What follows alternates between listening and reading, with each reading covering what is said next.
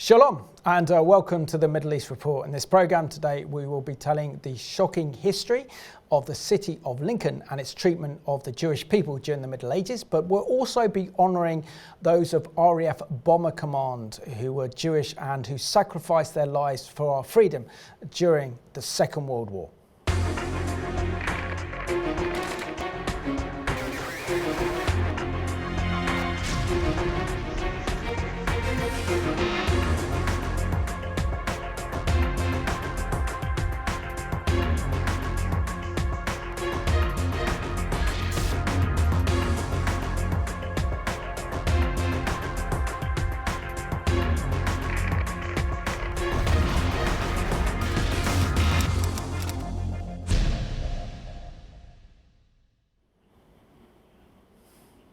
Warm welcome to the programme, and today's special guest is all the way from Lincoln. His name is Tim Collis and he is representing the International Christian Embassy, UK in the East Midlands. Tim, it's an absolute pleasure to have you on the Middle East Report, and our viewers are in for a real treat because you've got an incredible story to tell about how God is redeeming this medieval city, which is your home city of Lincoln, with its dark past to kind of glorious future. So can you just share with us a little bit about how you came to faith in the Lord Jesus Christ and how the Lord gave you a love for Israel and the Jewish people? Firstly, it's just wonderful to be here, Simon, the opportunity to share this amazing story. The journey started with my life, me coming to Christ when I was very, very young. My dad was in the RAF. He was stationed over in Germany. We went over to Germany when I was 6 years old, and for peace and quiet on a Sunday morning, he put us me and my brother in the church choir because my dad loved singing. So from age of 6, and I just loved, we were singing psalms, we learned psalms a cappella. So for 3 years I was steeped in the psalms, in the hymns, ancient and modern, and I just grew a love for the Lord. And it was only in my very, very early teens I made a prayer of commitment to the Lord, and my life just changed from that. And my love for Israel really was birthed at that time. In the military primary school we were at on the base, there were many books about the Holy Land. Ladybird books, which some may remember if you're of that age. Perhaps the 70s now, yeah. Yes. And I just loved the stories about the Holy Land, Jesus and Holy Land. I just knew that God's had a special plan and purpose. It was His land. It was the land of the Lord. It was His land. Amazing. And share with us how you got involved in the International Christian Embassy in Jerusalem, and just explain your very important role as being a regional leader for the East Midlands. It all started in late 2019 when my church in Lincoln, we were changing buildings, and we had a spare building which was incredibly rare in this culture, and we decided, what would we do with this whole building? We decided we would dedicate it as a house of prayer. And the first nation we thought we would dedicate it to have a first prayer day would be Israel, of course.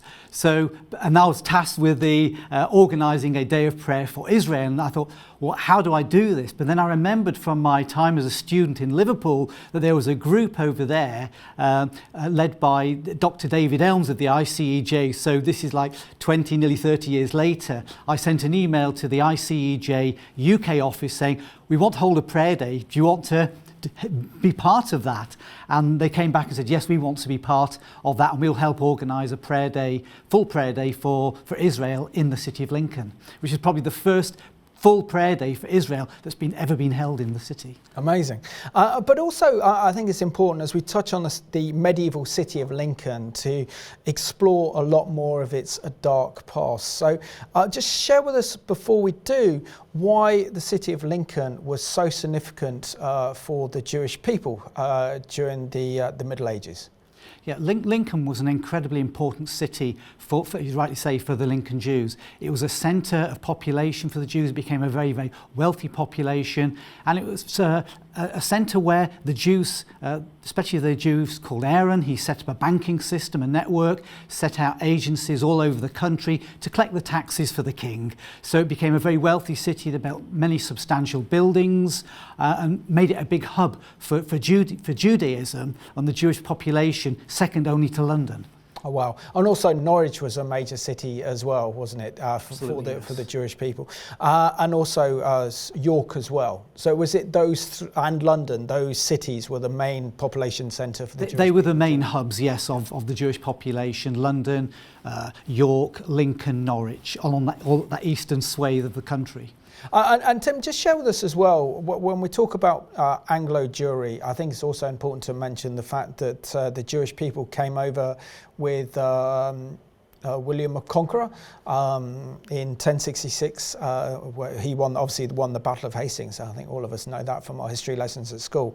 But share with us the importance of the Jewish community, and particularly to William Conqueror as he tried to establish his authority over the Anglo-Saxons. Yes, right. The history is fascinating. A new king coming over from a different country, taking over the culture, establishing his footprint of castles, cathedrals and ecclesiastical buildings all over the nation. But also there was that clash with the barons as well, we know about in history. And he needed people he could trust to collect taxes. And he knew from his community in Rouen, the Jews were people he could trust. They were well versed in managing fiscal affairs. So he brought them over and gave them a status under the king, his protectorate, to collect taxes from the landowners, from all the people in the country. And they were given special dispensations, freedom of movement. They're under the king's protection. That in times of trouble they could claim the right of protection in the king's castles, such as York, which you did, like Clifford's Tower in York, Lincoln Castle, all the castles. They could claim protection as well. So they're under the protection of the king, rather like the protection of the Gideonites that Joshua arranged in the Bible, where they had the protection of Israel to be the water collectors in the land. Yeah, and Tim, according to the Lincoln Jewish Heritage Trail, they say that there were two major significant buildings in the city of Lincoln. One was Jew House and one was Jew Court. Share with us the historical significance of these buildings in the city. Yes, Sam, there was actually three significant buildings. There's Jew's House, there's Jew's Court, and Norman House. Each one of them believed to be repositories or residences of Aaron the Jew, who was one of those prominent Jews of the medieval period. Jew's Court was incredibly important because under the protection of the king and under their rights to come over, they had a dispensation. They were not subject to Christian courts. They actually could be tried, their own people, under Hebraic law, hence the title Jew's Court. It was a court where Jews could settle the differences between the Jewish communities in the building. And it's three of the only remaining five in the whole of the country. So it's an amazing trek through Lincoln, the Jews Court, the Jewish Trail. You see Jew's House, Jew's Court, and then a little further up the hill, Jew's Norman House. Amazing. Also, tell us the incredible story of the Christian-Jewish friendship and unity. I find this story amazing, with Bishop Hugh Avalon, who saved the Jews from the returning Crusaders during the Crusader years, and how significant it was that he played that major role in protecting the Jewish community of Lincoln. Yes, around about 1190, there was a massacre on the coronation of King Richard I. The Jews went down to London to celebrate and to show their homage to the new king, but a great outbreak arose against them. Massacres. They were massacred in London, they were massacred in Norwich, and they were massacred in York for the same reason that the Jews claimed protection in the castle in Clifford's Tower. In Lincoln, the Jew, Hugh of Lincoln, Bishop Hugh, he actually loved the Jews, and he had a very great relationship with them. And he knew of this massacre that was sweeping through the country, Norwich, Stamford, York, and he gathered all the Jews in the city and took them into the King's Castle, which was the Lincoln Castle, which was quite next to the cathedral. And from there they were protected, so not one Jew of Lincoln was killed under his watch. Amazing. This is what you want to kind of restore today, isn't it? That the importance of that Christian friendship towards the small but also significant Jewish community still in Lincoln, and also to actually use the example here of the Bishop Avalon, his kindness and his love for the Jewish people. Do you know a bit more about him, what motivated him to do this? Because this was an incredible act of friendship and an incredible act of courage to protect the Jews of Lincoln, particularly from the bloodthirsty Crusaders. I think he had a Christian love. You know, the fundamental was compassion and love. You know, he knew the Bible well. You know, comfort my people. He knew they'd been dispersed throughout the world from Israel for hundreds of years, and he just wanted to protect them. He saw them as crucial in God's plans for the restoration of Israel and for end times as well. And you know, the compassion and the heart was a heart of love. And share with us, Tim, where it started really to go wrong in 1255 when a young Christian boy known as Little Hugh dies in an accident, but the Jews of Lincoln are charged with his murder, and it results in 18 Jewish people being executed in the Tower of London. Yes, that's right. An incredibly sad episode and tragic in the history of the city, and it's also tragic in the sense because it was the King Henry who then came to the city to investigate these reports that a Jewish boy, because there had been blood libel allegations that the Jews, as a matter of course, as part of their procedures, as part of a tradition of killing Jewish children, Christian children, to make as part of a ceremony, like the boy in Norwich was William of Norwich was an allegation, but here in Lincoln there was almost a confession that the Jews had actually killed this Jewish boy. So the King Henry III came to Lincoln. Christian boy. Christian boy. Sorry, yeah. The Jews of Lincoln had killed a Christian boy, thrown his body in a well, and King Henry III, who was a vowed crusader, he'd taken the cross, he came to Lincoln, and in cahoots with the then Bishop of Lincoln, Bishop Lexington, and his brother John Lexington, who was a judge, they'd elicited some kind of confession under duress from one of the Jews, and this was enough for the King Henry III. He revoked all the protection for the Jews in the country. He ordered the immediate execution of a Jewish resident in the city called Copan, who was dragged from the city tied to the tail of a horse. The blood of the streets of the city of Lincoln ran red with the blood, and then he was hung up on a gibbet on another hill in Lincoln. So it was a tragic event in the city of Lincoln, and the Jews had also come not just from Lincoln but from around the country for a wedding. They were all rounded up, held prisoner, and then taken down to London. And then a number of the Jews, we said the number 18, this was the number who actually said, we want to be tried under Hebrew law because that was the covenant that we'd had with the original king. King Henry III again ordered their immediate execution without any trial whatsoever. And that started the open season on Jews. In England, they had nowhere to go. There was no safe place for them to claim any refuge. There was no castles they could go to because the king had revoked his protection of the Jews. And just share with us where Lincoln was around 1290 with Edward I, with the compulsion of the Jewish people from England, and how did the Jews of Lincoln fare during that time? They didn't fare very well at all. Along with all Jews, they were given an immediate order, I think a week or so, to actually pack up and go. So they left this country with nothing but the clothes they were wearing, and left the country, left for Europe. They had to just go. If they were caught, they were executed. And they had to leave everything, abandon their property, absolutely everything.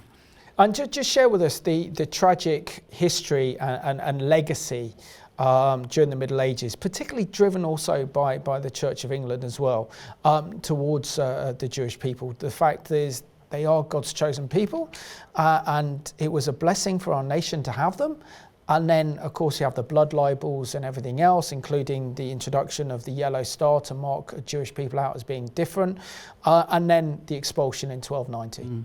While the Jews were in England, because of their fiscal management, they gave capital loans for many of the ecclesiastical buildings, the abbeys that we see today, Peterborough, Lincoln, Westminster. A lot of them were all built by loans from the Jews. So we still have a massive, wonderful heritage of the remembrance of what the Jews did for this England. Even on their very short time they were here, they still blessing the United Kingdom to this very day because of the tourism that comes into this country, you know, to see all these amazing buildings. There's been nothing like it ever since in our nation. Absolutely. And Tim, also share with us how it was actually the Crown Protectorate, Oliver Cromwell, who brought the Jewish people back, mainly from the Netherlands, in around 1655. And then we saw some Jewish families move back into the city of Lincoln. Just share with us how significant that would be after hundreds of years of having no Jewish presence in this country whatsoever, and then Oliver Cromwell inviting the Jewish people back to this land once again. That was an incredible turning point. At that point, Britain's history, it was almost tribal. We weren't developing as a nation. We weren't great. There was no unity. And Oliver Cromwell, being a biblical Zionist, he knew that the Jews had an incredibly important role in the restoration of Israel, in the end time studies, in the return of Jesus the Messiah. So he welcomed the Jews back. There was also groups who were opposed to that, and after Oliver Cromwell's death, they petitioned the then king against the Jews that they should not come back, but the king then agreed they could come back to England as long as they abided peaceably and by the law of the land. But in Oliver Cromwell's time, it was amazing. The history tells us they shared the Feast of Tabernacles. There were tents and little booths on the banks of the River Thames. Incredible. Which was must be an incredible sight. And of course it was the Puritans who really did study the Word of God to understand the promises regarding the Jewish people and the future restoration of the modern state of Israel. That's right, yes.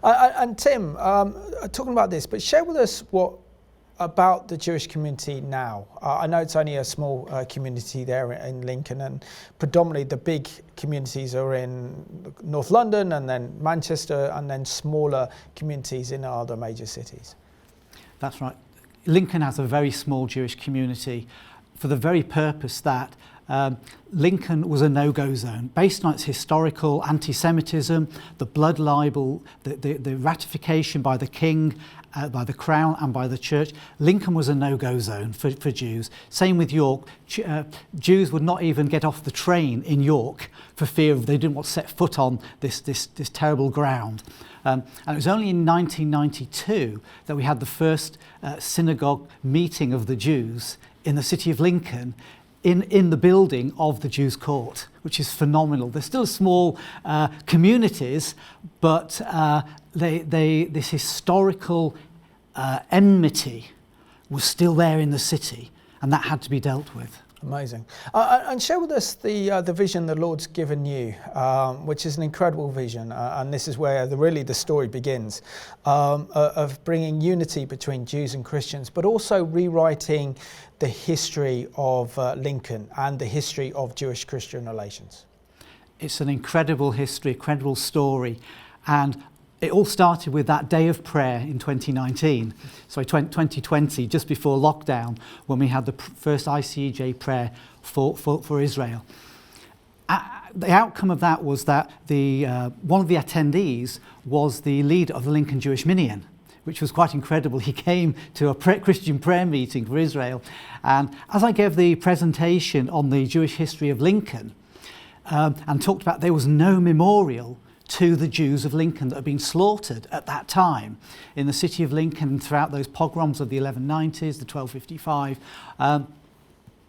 But there was, conversely, there was a massive shrine built in the Lincoln Cathedral to the boy Hugh, which glorified anti-Semitism.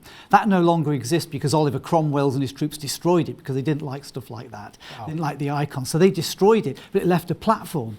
So there was actually no memorial since the Oliver Cromwell's time, or since really the 1255, to the murdered Jews of the city. And at that prayer meeting, it really came to me that when Jesus went into Jerusalem, he actually said, "Let the stones. If the people don't praise me, let the stones cry out." And I was working in the planning department of Lincoln County Council at that time, and I visited many quarries. I knew all the quarries in the Lincoln area, and this thing about stones crying out really got to me, and I said, we've got to have a memorial, and it's got to be of stone somewhere in the city that will speak. Let this stone speak of a memorial to the Jews of the city. And show us the story how it was actually on an ICEJUK visit to Israel that you came across the Magdala stone that was in the Galilee, and that was your kind of inspiration to have a replica of it as a memorial to the Jewish people. Do you want to share with us as well, because I've seen that stone as well, but it didn't have the same impact that it did on you. Yeah, it's. Can I just wind the story back a little bit before we got to that? Because I was working in the quarrying industry, and we decided that, and with myself and the leader of Lincoln Jewish Minium to rebuild relationship, we drafted a letter to the cathedral to say, wouldn't it be great to have a memorial stone, because the Lincoln Cathedral had its own quarry, which was just closing, had some stones, so to actually one of your stones to make a memorial to the Jews of the city. And they said, well, it's actually, we can't do that. It's not part of our what we're doing at the moment. It doesn't fit in with our plans. So for nearly 2 years, it sat there. And myself and the leader of the Jewish Minion, Stephen Griffiths, we conversed and says, it's still not, we've not put this to bed. And I've still got it on my heart that we should have a memorial to the Jews of Lincoln. And we had a prayer group praying fervently for this memorial. And it was only in the December of 2021 that I got a message across my desk. I was managing a small team that visited all the quarries in the county for making sure they did things right. And this quarry came up, Ancaster Stone, a Goldheim Stone quarry in Ancaster. It needs a visit because there's some things going on. Some locals were complaining, I think, about the things were going on at the quarry. There was disturbances. So I arranged to visit the quarry. And when I contacted the quarry, the owner of the quarry, a guy called Phil Kerry, he said, well, I want to meet you and I want to discuss and tell you all the new things that we're doing in quarry, our new quarry cutting equipment. I thought, I love stuff like the technology, so I agreed to meet him there. This was in the January of 2022. And I asked Phil when we met him there was nothing going on at the quarry, I'm pleased to say. And I asked Phil, what projects he was involved in, and he says they've just cut a load of specialist stone to build a Jewish synagogue in Clapton Common in London. And we got onto the week I went was the week of International Holocaust Memorial Day, so we somehow got onto the whole subject of Jewish and the Holocaust and pogroms, and then I mentioned the Holocaust in Lincoln, the medieval Holocaust, and we got onto a need for a memorial, and Phil immediately just says, we will do it. I will do it for you. And I thought, hang on a minute. And he says, come over to my workshop and my designers, they'll design it for you. Tell me what you want, but give me at least a week. I said, Phil, one, can we stop there? One, we've no money. And I said, we've no design. And he says, don't worry. He says, I will pay for it. I will pay for it all. So he said, come back to me when you've got a design. Well, a couple of months later, well, I will do that, Phil. A couple of weeks later, I went to Israel on a tour with ICEJ, and we visited Magdala, which was the excavations where in 2009 they were excavating for a hotel and visitor centre. And near the centre of one of the excavated synagogue, they found the Magdala stone, which it's a stone. It's not a memorial, but it's a stone reminder almost of Jerusalem. They believe it was cut at the time when the temple in Jerusalem, the second temple in Jerusalem, was still standing, to remind those in Galilee, in the far provinces, of their heart of Judaism is Jerusalem. And it's got all cut faces with the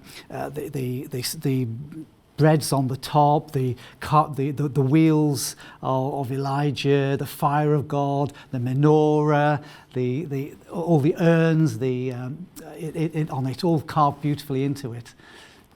And of course that then led you to having that design as well, to do a replica of it.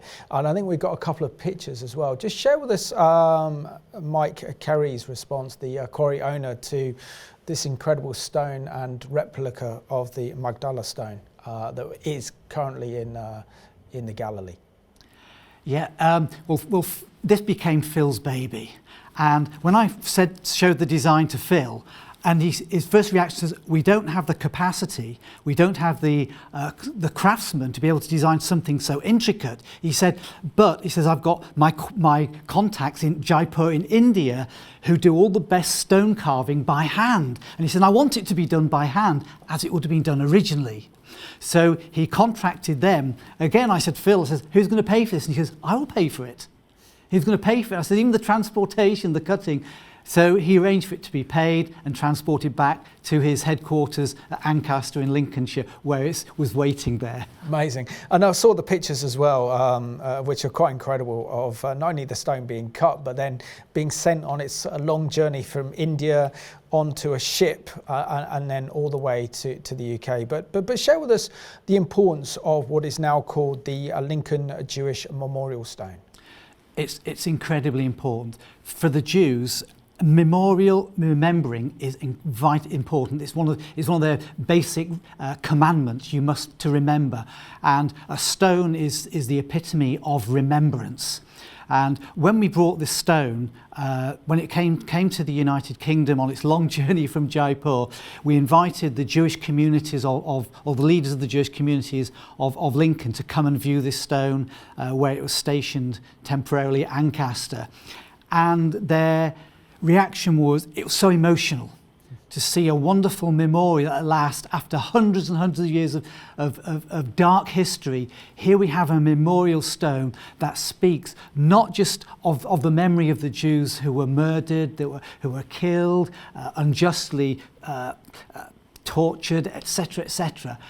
Here we have a stone that speaks of the hopes and aspirations of not just the Lincoln Jewish community or the national Jewish, but the international Jewish communities. Amazing. And share the response from the RAF, famous RAF Bomber Command, because there is a kind of story about where this stone should be located. And just share with us the warmth that you've received from RAF Bomber Command. Yeah, it's incredible. The same week as we displayed the stone to the Jewish community was the same week that the International Bomber Command actually says, we'd like to display it here at the IBCC in Lincoln. It was, originally we had no money, but then God provided. We had no design, God provided, and then we had no location, and now God has provided. It was, and that was within 3 days, after months and months and maybe 2 years of saying, where's this going, God? And then all of a sudden, we've got a location for it as well. Amazing. So let's have a look at this location now, thanks to International Bomber Command based in Lincoln City, but also it pays tribute to Bomber Command and the incredible sacrifice made by British servicemen and our allies in defeating Nazi Germany. Here we memorialise every single life lost in Bomber Command, without whom we may be telling a completely different story in a different language. The pandemic had a massive effect on the centre. We were lucky enough to receive just under £500,000 from the government's Cultural Recovery Fund, which was absolutely vital to keeping us afloat, really. But also it allowed us to put in place a lot of things that will help us be sustainable in the future. Things like PV arrays and our changing places facility, new sheds for storage on site, also digital totems so that we can share messaging across the site. And importantly, something like our Dig for Victory garden, which encourages youngsters and volunteers. Some of the structural things that we were able to do means that the business base is sounder, which puts us on a better footing for the future. This place is so important to so many people that in itself is hugely important.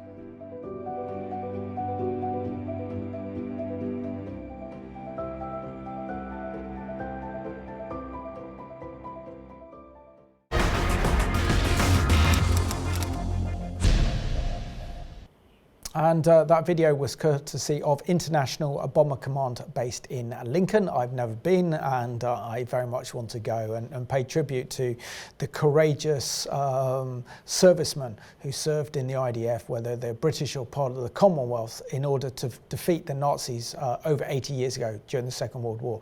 Now, this tells us this interesting story because not only with the Lincoln Jewish Memorial Stone is that you are rewriting an historical wrong with the city's treatment of the Jewish people during the Middle Ages, but also this stone is also honouring the Jewish servicemen who served with Bomber Command during the Second World War.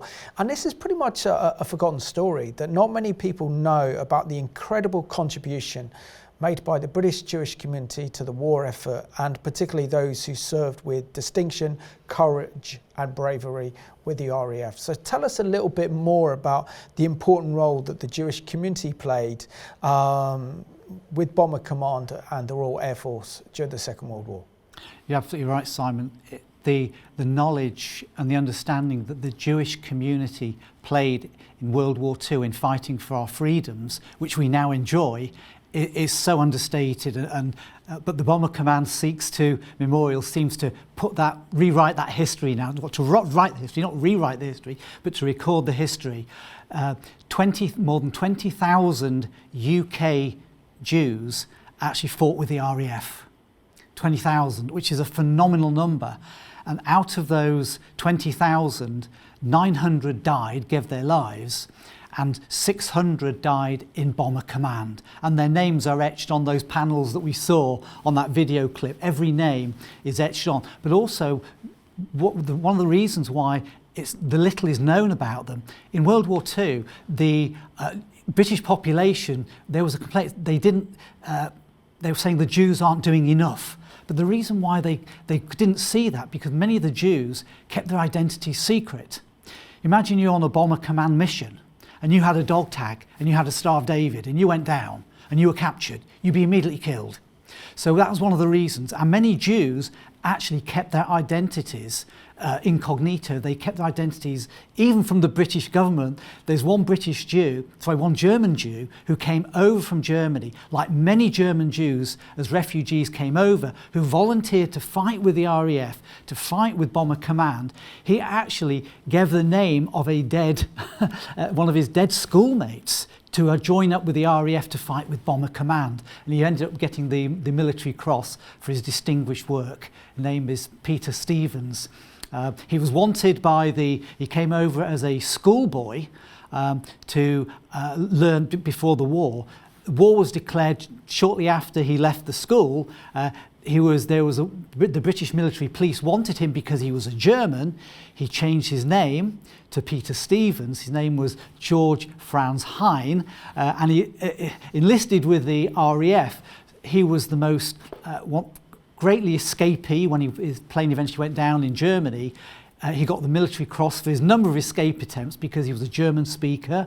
He tried to escape 9 times. Wow. And he was used in the film The Great Escape. I think it's a bit about one of the characters is based on his life because he spoke fluent German as well. He ended up, after the war, he was given a squadron leader command in the RAF, and then he had a role in MI6 as well. I can see why you got a role with MI6, yeah. But that's an incredible story. But I think it's also important, isn't it, that not only RAF Bomber Command, but also our armed forces and even our government acknowledge the incredible contribution played by the Jewish community, or the role of the Jewish community and their sacrifice during the Second World War, because we saw the same with the First World War, that of all the minority groups in this country, they sacrificed the largest number of their men to actually fight and serve during the First World War, and it looks very much like they did the same in the Second World War. Just describe for us what was it cost for a member of Bomber Command who was actually Jewish, knowing that they saw what's happened to the continent of Europe. They know that the Nazi ideology is driven by Jew hatred, particularly driven by the SS. And if this nation was ever invaded, as it nearly was during the Battle of Britain in the summer of 1940, to show us how they know that their own futures would have been at stake. And that played a major role in their thinking in terms of wanting to fight against the Nazi regime. It was an existential fight. They knew if they did not fight and they did not win, the Nazism would spread over the Channel, and then their families, their communities would all be slaughtered as well. Gas chambers would probably be set up all over the United Kingdom. It's a very small community, and every airman, every member of the military who fell, was injured, he would be known by the Jewish communities. And even today, we've got communities, we've got Jews in Lincoln who know those who have been killed on the October the 7th. They have cousins, they have family who know others who are held hostage. So it's such a small community, but they fought disproportionately, they volunteered. You know, and we must remember that. They volunteered to fight for our freedoms that we enjoy today. Absolutely. So let's have a look at this excellent CBN news report that really focuses on a new museum that's been opened in Israel that focuses on Jewish soldiers who served during the Second World War, and we can include RAF Bomber Command in this one. After the Nazi occupation of Poland, the war began to spread throughout the world. The Germans and their allies made a methodical effort to eliminate Jews from the face of the earth. But the Jewish people did not surrender.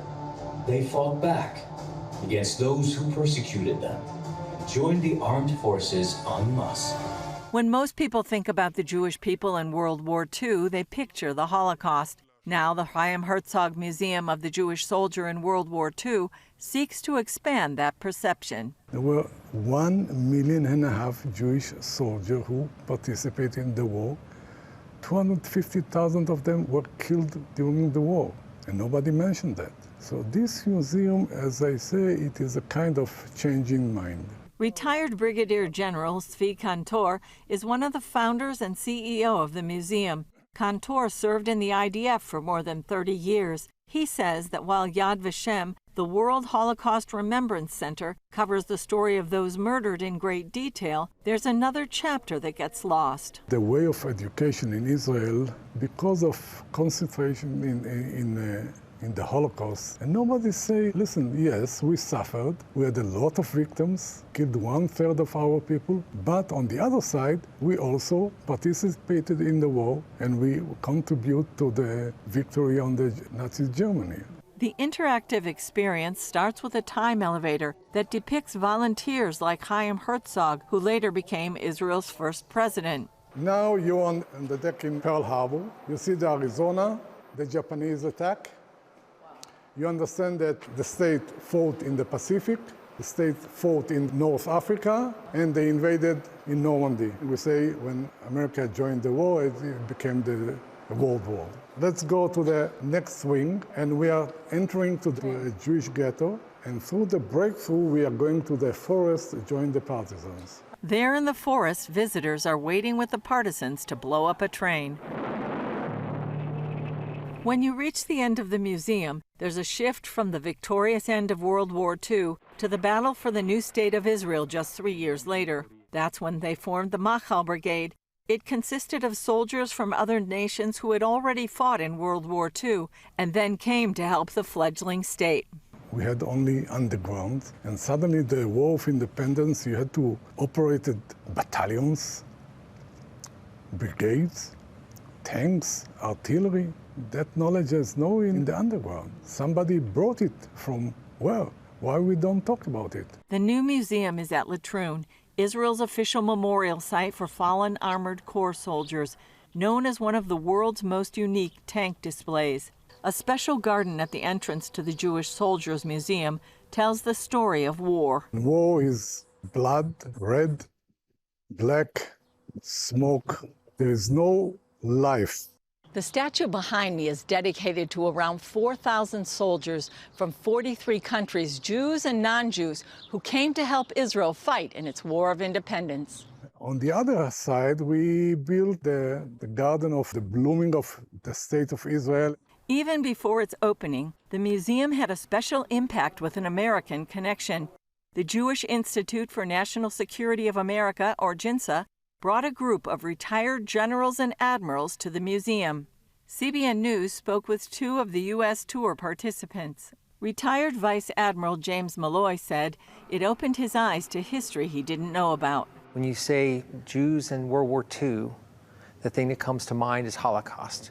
If you say Jews World War II fight, then the Warsaw Uprising comes to mind, and maybe some partisan fighting. But that the Jewish people amongst the countries of the Allies joined the armed forces in mass and then performed superbly, heroically as patriots and set the stage for Israel after the war. Retired U.S. Army General John Campbell said he would have liked to spend a lot more time there. I thought it was fascinating to see the resilience, the bravery, and the way they've broken out the museum. You kind of go down and you spiral in. It's got the use of technology there is pretty amazing. It's got video, it's got movies, it's got touch screens.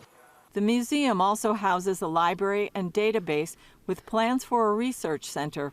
So far, they have collected the stories of some 30,000 Jewish soldiers and names of hundreds of thousands of others. So they're hoping relatives and friends of other soldiers will register them on the museum's website. Julie Stahl, CBN News, Latrun, Israel.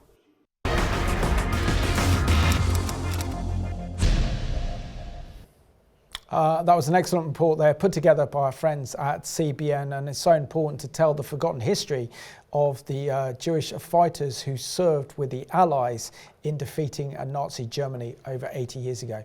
You raised an interesting question while we were showing that video, and after explaining it makes perfect sense, but it's a very important question to ask in the context of this program, Tim, and that is, why did the Jewish people want to join Bomber Command, or why were they selected to join Bomber Command? Yeah, there was no selection for Bomber Command, there was volunteers. All those serving in the Bomber Command were volunteers. And one of the incredible aspects of the Jews volunteering for Bomber Command, what motivated them, or they were perfectly suited to do that, was many who volunteered were German-speaking refugees who had come to England. And they actually volunteered for Bomber Command because prior to the wave of bombers going over, you would have to pave the way.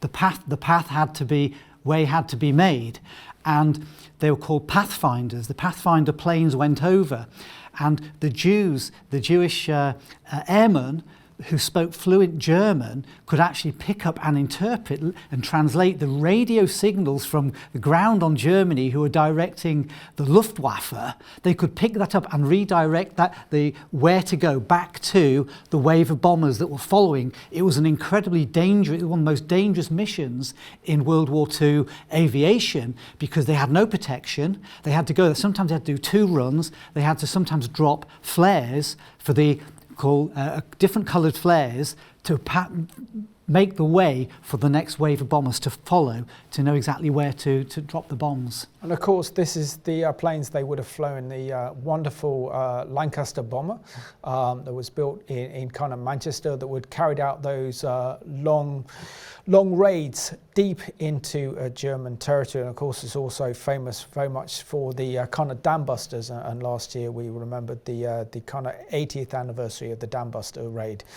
Just share with us what it would have been like for, say, a Jewish member or a Jewish serviceman with the RAF Bomber Command actually flying over Germany and be part of those nighttime raids on Germany.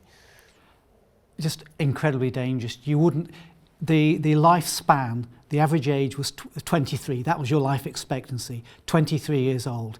And there's one of the headquarters of the pubs in Lincolnshire. Lincolnshire is called Bomber Command, Bomber County, because there's so many World War II runways. There is a pub where they put pennies in the beams of the pub, and the aircrew would collect the pennies. When they came back, the pennies are still there in the beams. And also on the Bomber Command, on the runways, they would have their breakfasts ready and waiting for those in Bomber Command to come back.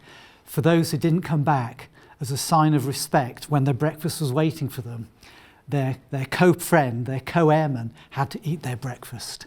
So it was basically, life expectancy was so incredibly low. Bomber Command especially, it was incredibly low. Many of them was just, they would not come back. So let's have a look at this excellent new series produced by Spielberg and also Tom Hanks called Masters of the Air. And this is CBN talking about the American Air Force known as the Bloody Hundreds. And it does describe also the role that the RAF played in that remarkable series. So let's take a look. We were being confronted by very experienced and very well equipped and very well trained opposition. They were pros. We were rank amateurs. People we served with sacrificed everything. They called us the Bloody Hundredth. When it comes to the Bloody Hundredth, who are these men? Who are they?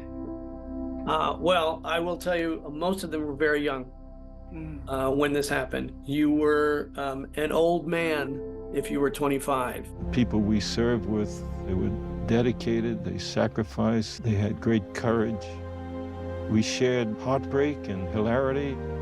We saw our comrades go down and being killed, being wounded, become prisoners of war. And we developed a tremendous respect for each other. What attracted you to this project as a story to tell? What was it? I will admit to you that I didn't know much about the B-17 flyers at the time. I didn't know much about the bombers of World War II. And frankly, I don't know, I really thought, oh, they got in a plane, they went over, dropped some bombs, came back. I didn't realize what each mission entailed and how harrowing that was. I remember that when we first crossed over the English Channel, I remember looking down and realizing that we were over enemy territory, and I had a lump in my throat. I was nervous. The skin of the plane is not steel, it's aluminum. So that meant flak just blew holes in the plane. That was my first time to be exposed to very heavy anti-aircraft fire, and it was frightening. These men don't forget these missions. You know, they may forget some of the mundane things that happen on a given Tuesday if they're not flying that particular day, but they do not forget those missions. Bomber groups bled and died in staggering numbers in air combat. One of these groups suffered so many casualties, it became known as the Bloody Hundred. Having Tom voice it was amazing. I mean, his voice is unbelievably authentic and genuine, and the gravitas he brings to a voiceover is wonderful. And I was very happy that he was part of it. I was very happy that Steven Spielberg gave an interview as well, because his knowledge of World War II is expansive. You have to give all the credit to the men and the women that sacrificed their lives and basically saved the world from fascism. Why is it important for us to know this history, especially now, you think?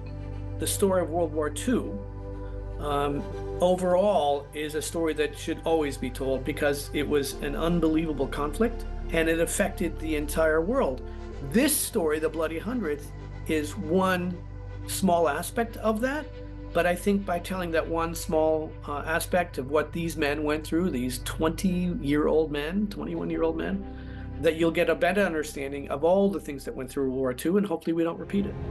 The freedoms that we enjoy did not come about by accident. They were bought and paid for by my generation and the generations that preceded us.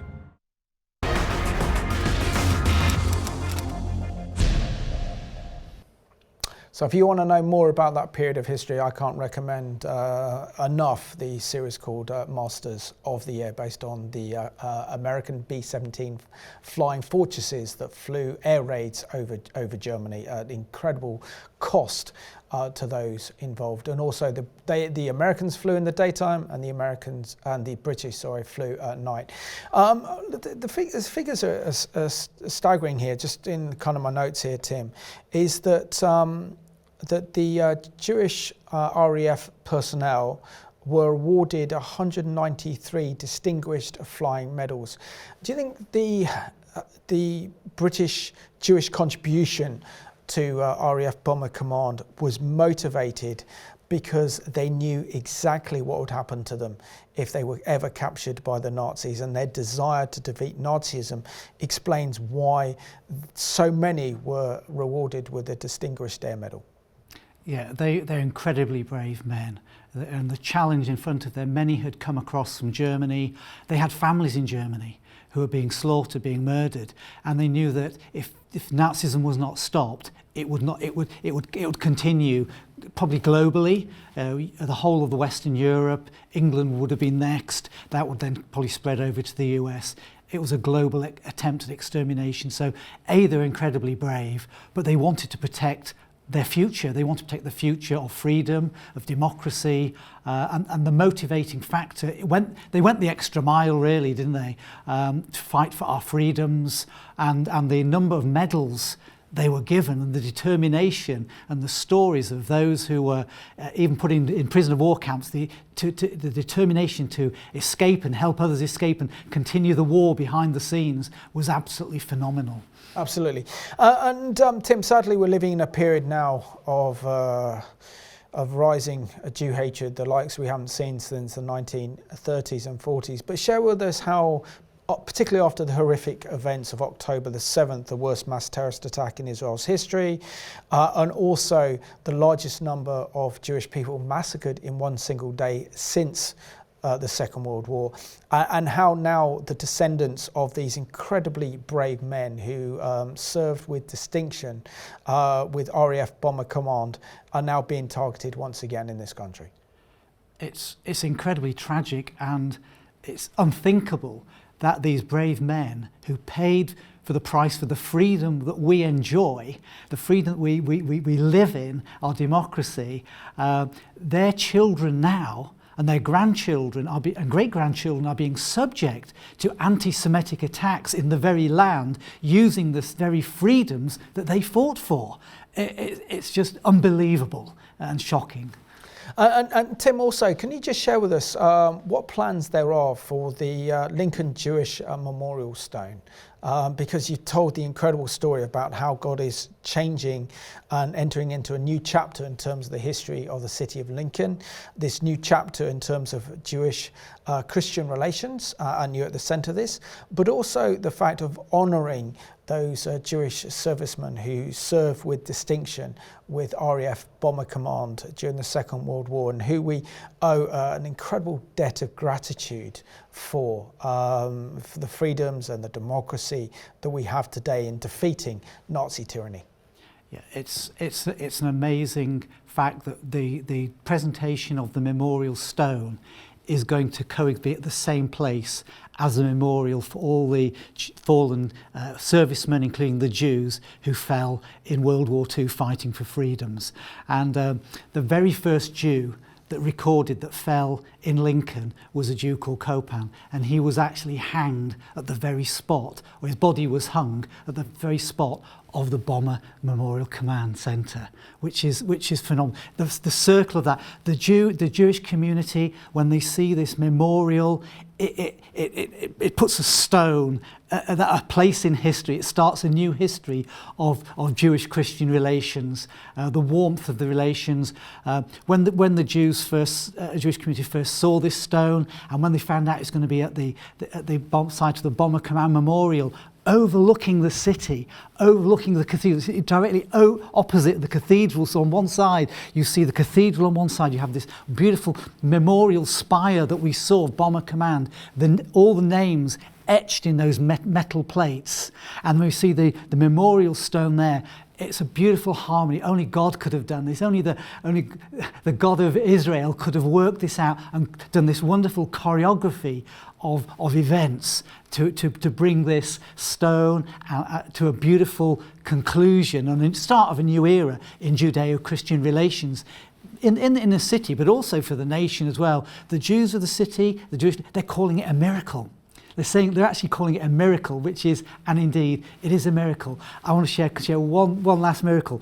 When we went to see the stone for the unveiling at the headquarters of Goldholm Stone at Ancaster, as the veil was pulled back, it was like awesome, because you could see all these etchings, beautiful etchings of the memory of the Jewish temple in Jerusalem, the breads on the top, the menorahs, the candlestick, the arches of the temple coming through.